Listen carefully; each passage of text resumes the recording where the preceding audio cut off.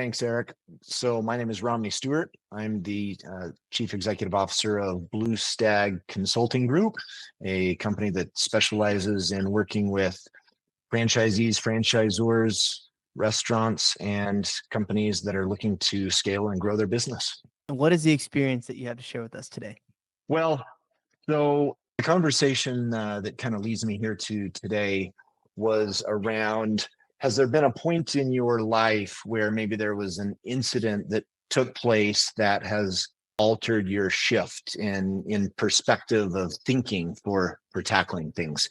And I actually read an article just recently the other day that talks about the number of cases of dementia that are growing and are expected to really exponentially grow over the next decade or two.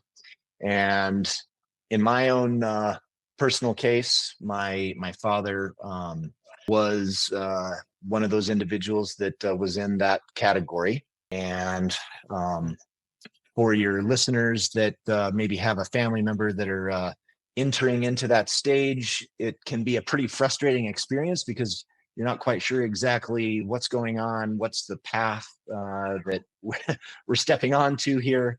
And so in our particular case, for several years, we weren't quite sure exactly what was happening. Was my father just having, I don't know, I guess it'd be a little bit later than midlife crisis, but some sort of just change in personality that we were unaccustomed to what was going on, and so it actually was creating challenges just across my family of what do we do with this? Difficult for my mother. Of course, in my particular father's case, he seemed to be kind of happier and more go-lucky. That isn't always the case with these different types of dementia. Sometimes it can go really sour, aggressive, and so forth. But we eventually were able to get a diagnosis. It was frontal temporal dementia. And why do I bring this up? I bring this up because it really ended up changing the dynamic of how we approached my father. And hopefully your listeners will find some value in this, because there's really not a playbook on how to deal with this when it's your own loved one, or in my case, my father, where sometimes what they do can be embarrassing to them, to you, and how do you kind of either embrace that or distance yourself from it? And so, in the early stages of this, I think we took the approach of kind of distancing ourselves, right? So that it wouldn't kind of rub off on you, and you were uncomfortable with people and so on and so forth. Well, as we got the diagnosis and we just decided that we were going to be more forthright in helping folks understand, hey, my father has frontal temporal dementia. It really created an incredibly different dynamic of how people viewed him, interacted with him, and us in accordance with that. And so, this was a very long, probably from beginning to end, maybe kind of like a 15-year journey, and maybe 12-year journey. And so where all this led to was a point where at some point when that dementia and the frontal temporal dementia doesn't work in helping the body know how to be able to deal with different issues, infections and things like that. So the body actually kind of gets compromised. And so it reached a point where after he had been in assisted living for a brief period of time, it was clear that things were headed downhill. And I was living back east in Michigan at the time. My mother called me, said, I think we've just got a couple of days left with my father. So I, of course, flew out on the spot. And at that point, when I visited him in that facility, it was clear that we really were on a very short time frame. And so I spent a couple of hours alone with him, and It was a probably a very cathartic moment in my life of realizing that a lot of those things that maybe throughout your life you think, um, cheesy is corny. I realized, cheesy is actually cool. And so when you're in a position to be able to just embrace cheesy moments by telling your loved one how you feel, um, answering questions that for the last decade plus you'd kind of avoided, and you just kind of said, "Hey, Dad, I'm going to be transparent with you. Remember this time?" And you just kind of, not sure if he's maybe getting it 100%, but you're kind of getting it off your chest, right? My dad had always asked me about X, Y, and Z, and I'm just laying it out there because what have I got to lose, right? And I just realized at that point in time, cheesy is actually cool. And so authenticity and being genuine as a result of that period of time have become two character traits that I've found to be incredibly important to me, and that have now become a big part of how I try to live my life as a result of that experience. And what I found is that as I have incorporated that into business, it's been surprisingly well received as well, and because people know what to expect, and for ill or for good, right? This is what you're going to get with Romney.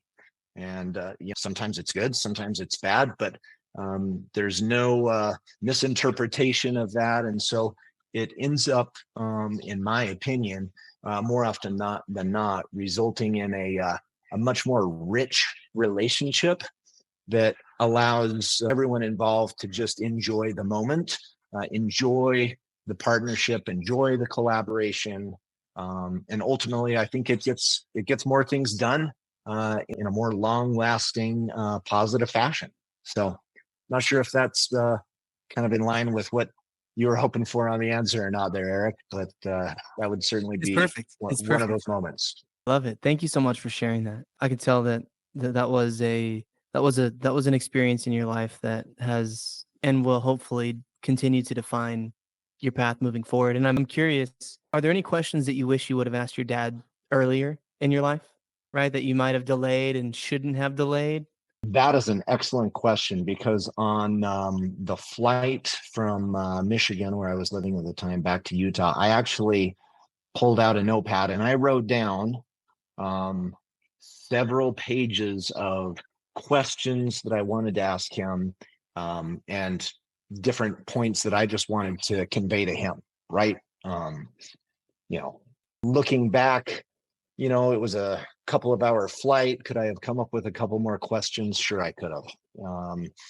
But I did the best that I could with the period of time that I had, and so I Well, guess. without revealing too much of the specifics and family dynamics, is there anything that you would encourage everyone to ask their dad before they're gone?